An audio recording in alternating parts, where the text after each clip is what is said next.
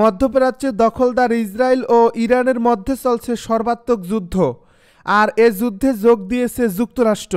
আমাদের হাতে এসেছে গুরুত্বপূর্ণ আপডেট আন্তর্জাতিক সংবাদ।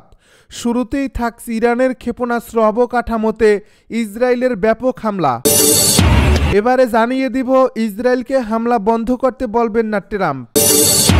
আরও জানাবো সংঘাতের মধ্যেই তুরস্কে গেলেন ইরানের পররাষ্ট্রমন্ত্রী। এবারে জানিয়ে দিব ফের ক্ষেপণাস্ত্র ছুড়েছে ইরান, নিরাপদ আশ্রয় খুঁজছেন ইসরায়েলিরা। সর্বশেষ জানিয়ে দিব আগ্রাসন বন্ধ হলে কূটনীতির পথে ফিরতে প্রস্তুত ইরান, জানালো পররাষ্ট্রমন্ত্রী আব্বাস আরাঘচি। এতক্ষণ শুনছিলেন গুরুত্বপূর্ণ আপডেট আন্তর্জাতিক সংবাদের শিরোনাম, এবারে বিস্তারিত।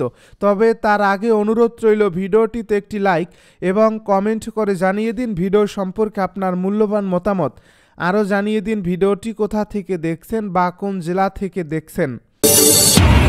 ইরানের ক্ষেপণাস্ত্র অবকাঠামোতে ইসরায়েলের হামলা। ইরানের ক্ষেপণাস্ত্র অবকাঠামোতে হামলা চালিয়েছে ইসরায়েল। শনিবার ইসরায়েলি বিমান বাহিনী জানিয়েছে যে মধ্য ইরানের ক্ষেপণাস্ত্র সংরক্ষণ এবং উৎক্ষেপণের বিভিন্ন অবকাঠামোতে বিমান হামলা চালিয়েছে।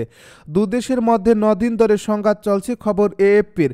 ইসরায়েলি বিমান বাহিনী সামাজিক যোগাযোগ মাধ্যম এক্সে এক পোস্টে জানিয়েছে যে তারা মধ্য ইরানে ক্ষেপণাস্ত্র সংরক্ষণ এবং উৎক্ষেপণ অবকাঠামো লক্ষ্য করে হামলা চালিয়েছে।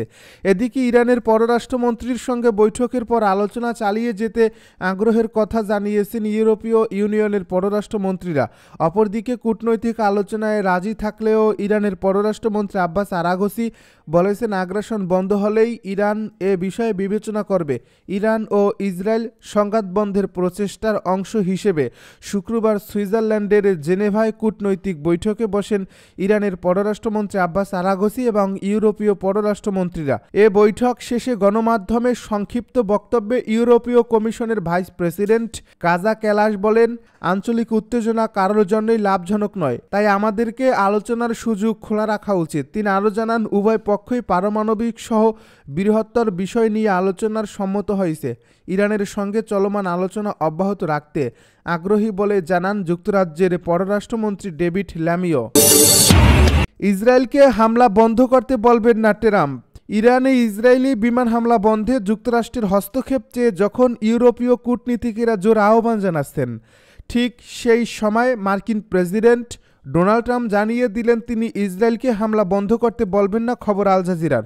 এ হামলা কমিয়ে আনা ও আলোচনার পথ খুলে দেওয়ার বিষয়ে ইউরোপীয় নেতাদের আহ্বানে সাড়া দিয়ে ইসরায়েলকে চাপ দেবেন কিনা সাংবাদিকদের এমন প্রশ্নের জবাবে ট্রাম্প বলেন, ইসরায়েল এখন জিতছে এবং তারা খুব ভালো করছে, তাই জয়ী পক্ষকে এমন অবস্থায় কিছু বলা কঠিন। অর্থাৎ তিনি ইরানে ইসরায়েলের চলমান হামলা বন্ধের জন্য কোনো হস্তক্ষেপ করবেন না। প্রসঙ্গত গত 13 জুন থেকে ইরানের পারমাণবিক স্থাপনা লক্ষ্য করে হামলা চালাচ্ছে ইসরায়েল। এর জবাবে ড্রোন ও ক্ষেপণাস্ত্র দিয়ে পাল্টা হামলা অব্যাহত রেখেছে তেহরান। পাল্টাপাল্টি এই হামলায় উভয় দেশের বহু মানুষ হতাহত হয়েছেন।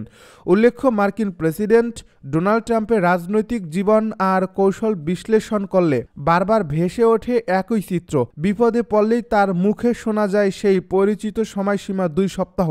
এ যেন ট্রাম্পের এক আজব দাওয়াই, যা তিনি ব্যবহার করেন যুদ্ধ, শান্তি, কূটনীতি, বাণিজ্য, স্বাস্থ্যনীতি বা যে কোনো বড় সংকটের সময় কিনতে। সংঘাতের মধ্যেই তুরস্কে গেলেন ইরানের পররাষ্ট্রমন্ত্রী। ইসরায়েলের সঙ্গে চলমান সংঘাতের মধ্যেই ইসলামিক সহযোগিতা সংস্থার সম্মেলনে যোগ দিতে তুরস্কে পৌঁছেছেন ইরানের পররাষ্ট্রমন্ত্রী আব্বাস আরাঘচি, খবর আল জাজিরার। রাষ্ট্রীয় সংবাদ সংস্থা ইয়ং জার্নালিস্ট ক্লাবের তথ্য অনুযায়ী আব্বাস আরাঘচি আঙ্কারায় পৌঁছেছেন। এই সম্মেলনে বিশ্বের 40 জনেরও বেশি পররাষ্ট্রমন্ত্রী অংশ নেবেন। শুক্রবার জেনেভায় ইউরোপীয় প্রতিপক্ষদের সঙ্গে আরাঘচির সাক্ষাতের পর এই বৈঠক অনুষ্ঠিত হচ্ছে। এর আগে ইরানের উপর ইসরায়েলের হামলার প্রেক্ষাপটে তুরস্কের প্রেসিডেন্ট রিসেপ তাইয়েপ এরদোগান মার্কিন প্রেসিডেন্ট ডোনাল্ড ট্রাম্পের সঙ্গে দুবার ফোনালাপ করেছেন বলে জানা গেছে। শুক্রবারের এ ভাষণে ট্রাম্প ইরানের বিরুদ্ধে সামরিক অভিযান বন্ধ করার জন্য ইসরায়েলের উপর চাপ সৃষ্টির সম্ভাবনাকে খাটো করে দেখছেন বলে মনে হচ্ছে। প্রসঙ্গত গত 13 জুন থেকে ইরানের পারমাণবিক স্থাপনা লক্ষ্য করে হামলা চালাচ্ছে ইসরায়েল। এর জবাবে ড্রোন ও ক্ষেপণাস্ত্র দিয়ে পাল্টা হামলা অব্যাহত রেখেছে তেহরান। পাল্টাপাল্টি এ হামলায় উভয় দেশের বহু মানুষ হতাহত হয়েছেন। ফের ক্ষেপণাস্ত্র ছুড়েছে ইরান, নিরাপদ আশ্রয় খুঁজছেন ইসরায়েলিরা। ইসরায়েলি ভূখণ্ড লক্ষ্য করে ক্ষেপণাস্ত্র ছুড়েছে ইরান। শনিবার বাংলাদেশ সময় ভোর ৬টার দিকে ইসরায়েলের প্রতিরক্ষা বাহিনী আইডিএফ এমনটা জানিয়েছে। টাইমস অফ ইসরায়েলের প্রতিবেদনে বলা হয়েছে, ইরান থেকে উৎক্ষেপিত ক্ষেপণাস্ত্র শনাক্ত করছে আইডিএফ। ইতিমধ্যে ইসরায়েলিদের নিরাপদ আশ্রয়ে যেতে বলার পাশাপাশি প্রতিরোধমূলক ব্যবস্থা নিতে সতর্ক করা হয়েছে। এ প্রতিবেদনে আরও বলা হয়েছে, যেসব এলাকায় ক্ষেপণাস্ত্র আঘাত হানতে পারে বলে ধারণা করা হচ্ছে সেখানে ইতিমধ্যে সাইরেন বাজাতে শুরু করছে। তবে ইরান থেকে ঠিক কতটি ক্ষেপণাস্ত্র ছোড়া হয়েছে এবং ইসরায়েলের কোথায় এগুলো আঘাত হানতে পারে এ বিষয়ে তাৎক্ষণিকভাবে কিছু জানায়নি আইডিএফ। এদিকে নিজেদের ভূখণ্ডে ইসরায়েলি বাহিনীর আগ্রাসন বন্ধ হলে কূটনৈতিক আলোচনা বিবেচনা করার কথা জানিয়েছে ইরান। শুক্রবার জেনেভায় ফ্রান্স, জার্মানি, যুক্তরাজ্য ও ইউরোপীয় ইউনিয়নের শীর্ষ কর্মকর্তাদের সঙ্গে বৈঠক শেষে এমনটা জানিয়েছেন ইরানের পররাষ্ট্রমন্ত্রী আব্বাস আরাকচি। একই দিন মার্কিন প্রেসিডেন্ট ডোনাল্ড ট্রাম্প বলেছেন, আলোচনা চালিয়ে যেতে তিনি ইসরায়েলকে বিমান হামলা কমানোর জন্য চাপ দেওয়ার সম্ভাবনা কম। ট্রাম্প বলেছেন, আমার মনে হয় এখনই সেই অনুরোধ করা খুব কঠিন। অন্যদিকে ইসরায়েল প্রতিরক্ষা বাহিনীর প্রধান ইয়াল জামির বলেছেন, বছরের পর বছর ধরে ইরানের হামলার প্রস্তুতি নেওয়া হচ্ছিল। সাম্প্রতিক মাসগুলোয় কঠোর গোপনীয়তা বজায় রেখে হামলার প্রস্তুতি ত্বরান্বিত করা হয়েছে। আগ্রাসন বন্ধ হলে কূটনীতির পথে ফিরতে প্রস্তুত ইরান, পররাষ্ট্রমন্ত্রী আরাঘসির মন্তব্য। জেনেভায় বৈঠক শেষে ইরানের পররাষ্ট্রমন্ত্রী আব্বাস আরাঘসি বলেন, ইরানের পরমাণু কর্মসূচি শান্তিপূর্ণ, যা সব সময় আন্তর্জাতিক পরমাণু শক্তি সংস্থার তত্ত্বাবধানে রয়েছে। ইসরায়েলের প্রতি ইঙ্গিত করে তিনি বলেন, কোনো গণবিধ্বংসী অস্ত্র চুক্তিতে অংশ না নেওয়া একটি শাসক গোষ্ঠীর পক্ষ থেকে এসব নিরাপদ পরমাণু স্থাপনায় হামলা চালানো গুরুতর অপরাধ এবং আন্তর্জাতিক আইনের লঙ্ঘন। জেনেভায় জার্মানি, যুক্তরাজ্য ও ফ্রান্সের পররাষ্ট্রমন্ত্রী এবং ইউরোপীয় ইউনিয়নের পররাষ্ট্র নীতি বিষয়ক প্রধানের সঙ্গে বৈঠক শেষে আরাঘসি এসব কথা বলেন। জার্মানি, যুক্তরাজ্য, ফ্রান্স ও ইউরোপীয় ইউনিয়ন ইরানের শান্তিপূর্ণ কর্মসূচির পরমাণু স্থাপনায় হামলার নিন্দা না জানানোয় গভীর উদ্বেগ প্রকাশ করেন পররাষ্ট্রমন্ত্রী আরাঘসি।